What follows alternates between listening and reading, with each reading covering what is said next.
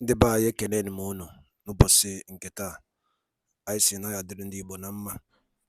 Dịka o si dị, ihe a bụ Igbo Media ka anyị si wee na-ewetara unu ya bụ nnukwu ozi dị oke mkpa gbasịta maka ana Igbo and Igbo community and ihe debe na Nigeria. Ya bụ ife ka anyị na-ewetara unu na Igbo Media.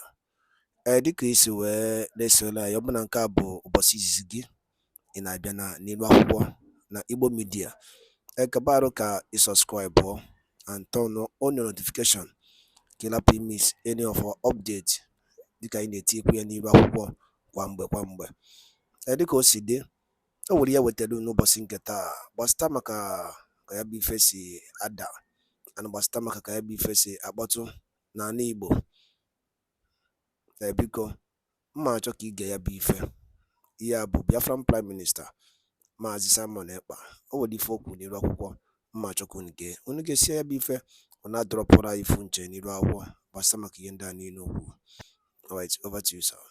Sharia law without referendum, because in that northern state you have people who are not Muslims, people who migrated from other parts of Nigeria to the northern state, and they are not Muslims. And during the time they were migrating, Nigeria constitution says secular state, and today they found themselves in an extreme Islamic Sharia state where their heads are being cut off, where they are stoning them to death at any provocation, where the people who don't even know anything about the religion are being stoned to death, and of course those that are made open. We'll talk about it. One of the recent one is a lady called Deborah. Deborah is not a Muslim. She's a Christian. She was accused of blasphemy, even when she's not part of their religious movement. She was stoned to death. We are not against Muslims. We are friends of Muslims. We have Muslim friends all over the world. But what we are saying is that let live and let live. If you must have a Sharia in Nigeria, and those people who have agreed to have a Sharia law in their state, they can have their independence. Not necessarily deceiving the people in the sense that they are in Nigeria where you have a secular state, only for them to realize that if they talk anything against their religion, they're going to get killed and stoned to death. And they are still living in that delusional state of a secular state. Today, Nigeria is being recognized by the United Kingdom as one of the Islamic state.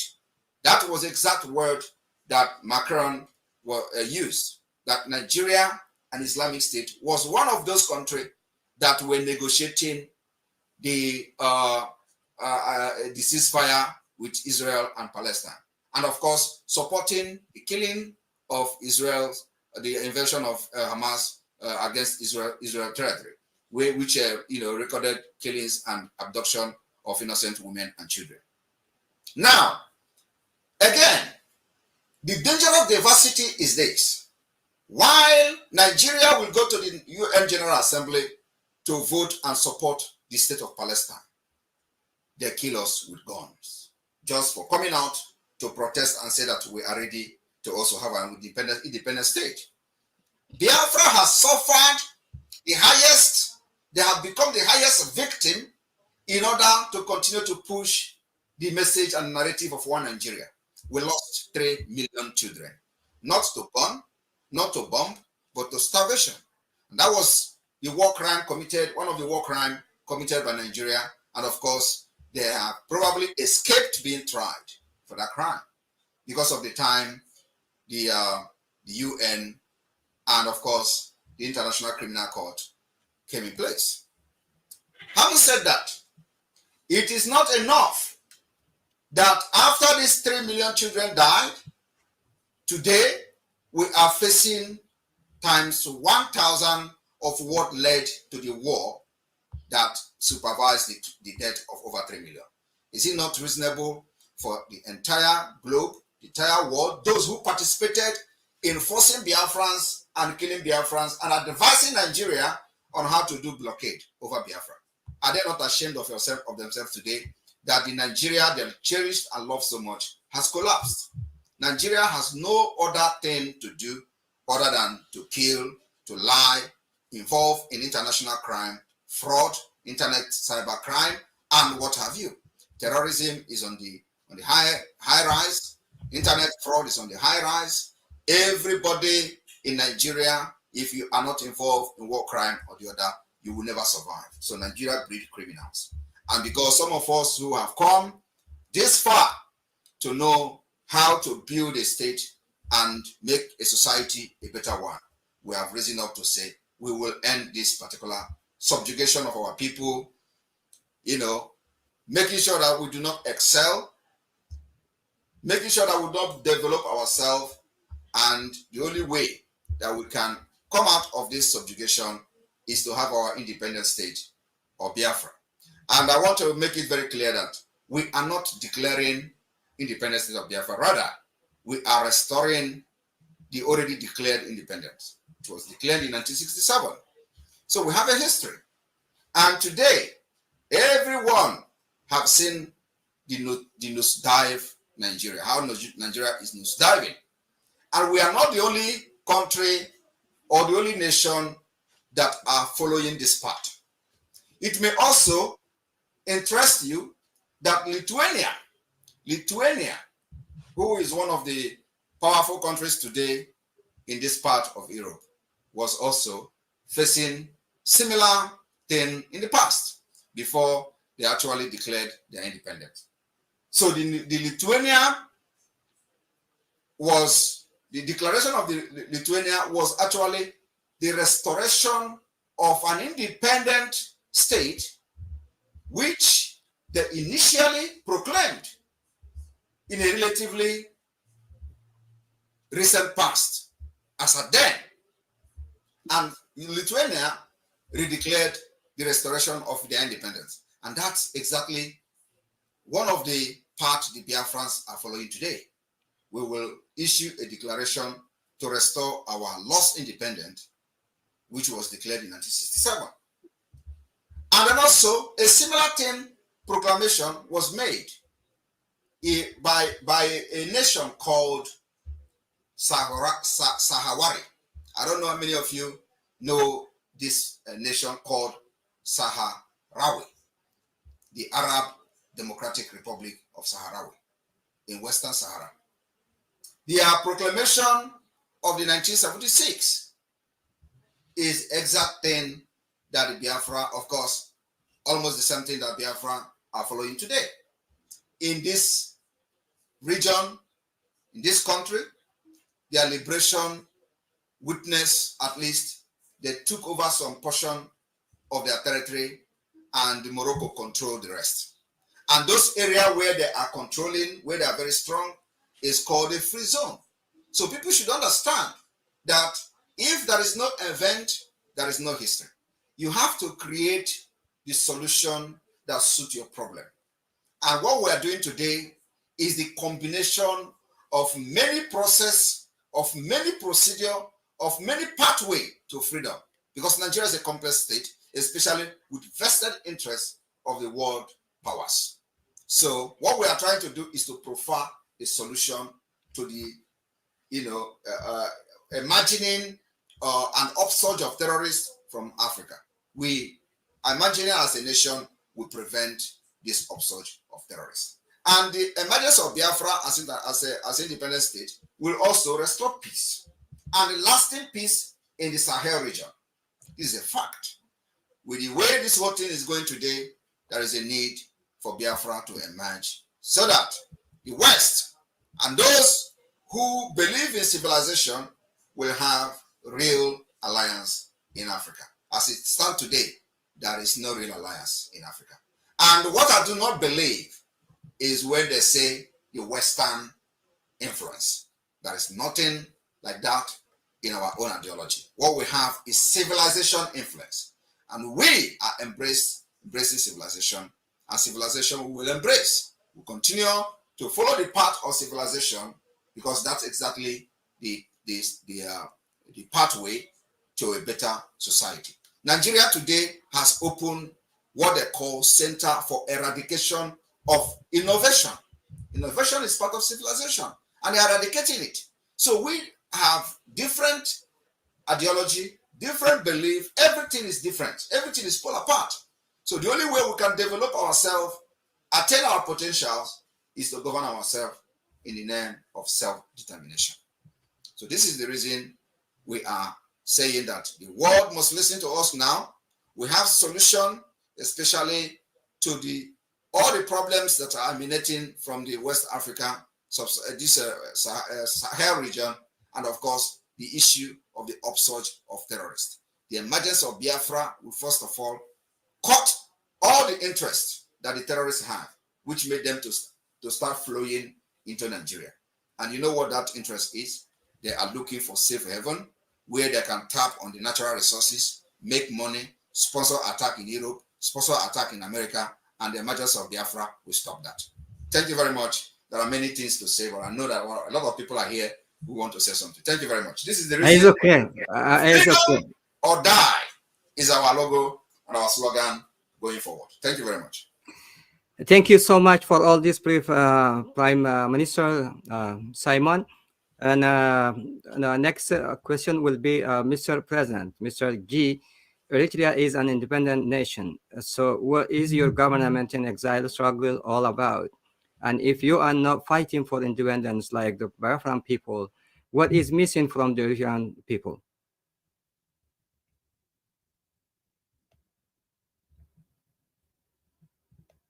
Mr. President, are you are on mute? Yes, I am. I say before I proceed with the question, I want to commend the Prime Minister for well articulated and also detailed. I think this is more history we have than ever. A lot of people may not be familiar with the Biafran issue. They might think it's a dead issue, but as you can see, it is well alive and moving. We also have a good friend in them. There's a lot of familiarities that we carry in common, and I think we are together in this fight. Coming back to your question, Mr. KHA, as you might know, yes, Eritrea is independent since 1991. And unfortunately, the Eritrea has had high aspirations to govern itself as an inclusive, peaceful, and democratic administration is what we expected. In that particular 1991, not only Eritrea, Ukraine became independent the same year. They decided to go the democratic way. Unfortunately, we went to a dictatorship. And this authoritarian regime we have today, it hijacked the dreams and aspirations. And the Eritrean people have found themselves in a nation without law. We don't have constitution or even any necessary institution. At this juncture, for the last 33 years, no election, no constitution. Where in the world do we hear, where in the world that it exists except in this small tiny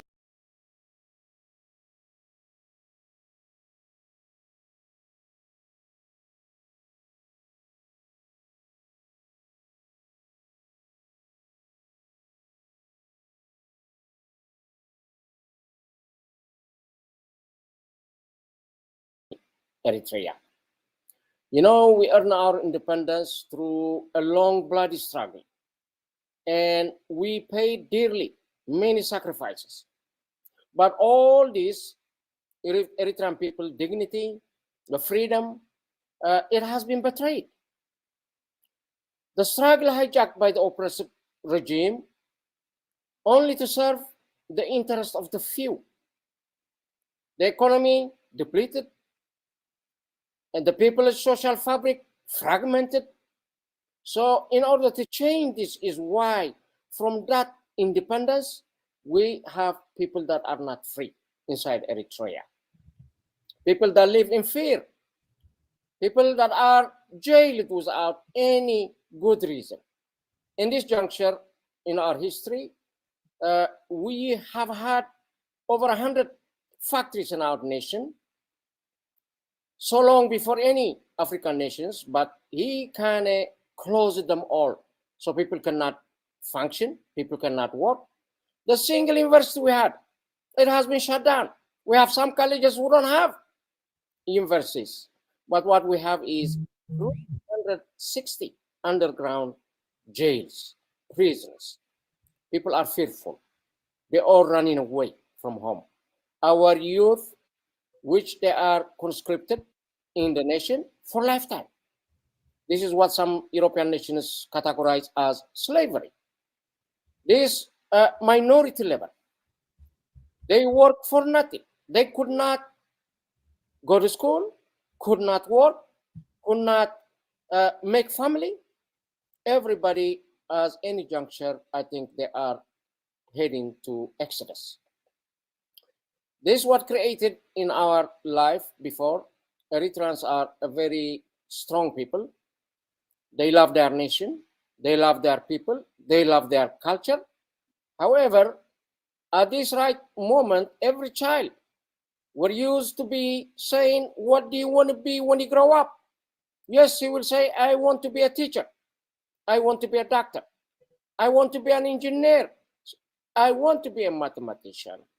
But today, I'm dismayed to hear any young kid, if he has been asked, what do you want to be when you grow up? He will simply and clearly would tell you, he wants to run away. He wants to run away. So we cannot have this sort of nation building together. And I think we are in a really failed nation as it is. The nation is going the wrong way. The gentleman goes towards the Russians, Chinese at this moment. And we are, as a transitional government in exile, yes, we are pro-West. Yes, we are pro-democracy. Yes, we are pro-justice and for the rule of law. So all of our efforts, even though we have independence, we never had the freedom for the people. Therefore, this is our fight for our people. And we tend to get it to the highest level. And I think in this juncture, it is about time. The time is due for this despotic government. Maybe it's time to leave the nation. Whatever happened did happen. We don't want it to get any worse than it is. So we can restore democracy. We can restore justice. We can let out all those prisoners, political prisoners, journalists, and many women and men that are in jail for nothing. There is a fear, even if relatives, loved ones are in jail. It became a time you cannot ask about them. If you go to ask relatives, yes, you better be thinking twice. And so the people are living in the dark. No wonder they called us the North Korea of Africa. Plus, even worse, you know what North Korea does, but ours, we were given the name the North Korea of Africa, and that would explain a lot. So without saying much, yes, we are not fighting for independence, but yes, we are fighting for our freedom, a freedom at home. And this is what we are fighting as a transitional Eritrean government in exile. Thank you very much.